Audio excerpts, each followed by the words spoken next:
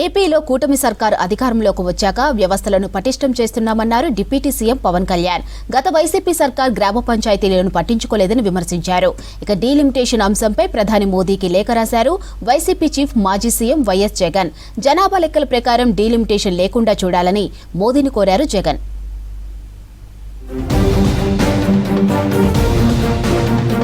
AP ఆర్థిక శాఖపై సమీక్ష చేశారు సీఎం చంద్రబాబు. ఆర్థిక సంవత్సరం ముగుస్తున్నందున రాష్ట్ర ఆర్థిక స్థితిగతులపై సంబంధిత అధికారులతో చర్చించారు బాబు. కేంద్ర ప్రభుత్వ పరిధిలోని వివిధ శాఖల నుంచి రాష్ట్రానికి రావాల్సిన నిధులు వెంటనే వచ్చేలా కార్యాచరణ రూపొందించాలని అధికారులకు సూచించారు. కేంద్ర పథకాలకు సంబంధించి 5 శాఖల నుంచి నిధులు రావాల్సి ఉందని సీఎం దృష్టికి తెచ్చారు అధికారులు. ఆర్థిక సంవత్సరం ముగిసేలోగా రాష్ట్రానికి నిధులు తెచ్చుకోవాలన్నారు సీఎం చంద్రబాబు.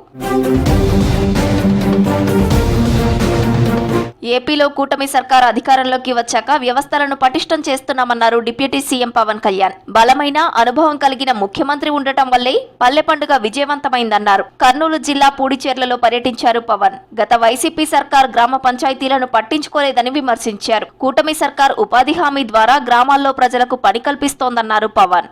జాతీయ ఉపాధి హామీ పథకం కావచ్చు, పంచాయతీరాజ్ వ్యవస్థ కావచ్చు, పటిష్టం చేయడానికి ఆయన నాయకత్వానికి మనస్ఫూర్తిగా అభినందనలు తెలియజేసుకుంటూ, కృతజ్ఞతలు తెలియజేసుకుంటూ నారా చంద్రబాబు నాయుడు గారికి పల్లె పండుగ విజయవంతం ఏంటంటే ఒక బలమైన ముఖ్యమంత్రి, అనుభవశీలురైన ముఖ్యమంత్రి ఉంటే ఎంత బలంగా చేయను నాలాంటి వాడు నేర్చుకుంటాడు ఎప్పుడు. డీలిమిటేషన్ అంశంపై ప్రధాని మోదీకి లేఖ రాశారు వైసీపీ చీఫ్ ఏపీ మాజీ సీఎం వైఎస్ జగన్. వచ్చే ఏడాది జరగబోయే డీలిమిటేషన్ ప్రక్రియలో రాష్ట్రాల సీట్ల విషయంలో అన్యాయం జరగకుండా చూడాలని లేఖలో కోరారు. గత 15 ఏళ్లలో దక్షిణాది రాష్ట్రాల్లో జనాభా భారీగా తగ్గిందని గుర్తు చేశారు. కేంద్రం ఇచ్చిన జనాభా నియంత్రణ పిలుపే అందుకు కారణమని చెప్పారు. ఈ పరిస్థితుల్లో జనాభా ఆధారంగా డీలిమిటేషన్ ప్రక్రియ చేస్తే తమ రాష్ట్రాల్లో నియోజకవర్గాలు తగ్గుతాయనే చర్చ దక్షిణాది రాష్ట్రాల్లో నడుస్తుందన్నారు. అందుకే జనాభా లెక్కల ప్రకారం డీలిమిటేషన్ లేకుండా చూడాలని మోదీని కోరారు. పార్లమెంటు తీసుకునే విధాన నిర్ణయాల్లో రాష్ట్రాలకు సమాన భాగస్వామ్యం కల్పించేలా ఉండాలన్నారు జగన్.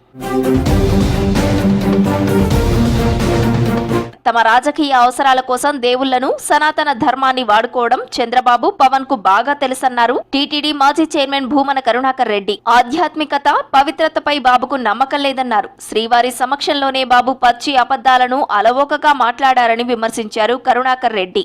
3600 దేవాలయాలను శ్రీవాణి నిధుల నుంచే ఖర్చు పెట్టి నిర్మించి అక్కడ ఉన్నటువంటి స్థానికులకు అప్పగించటం జరిగింది.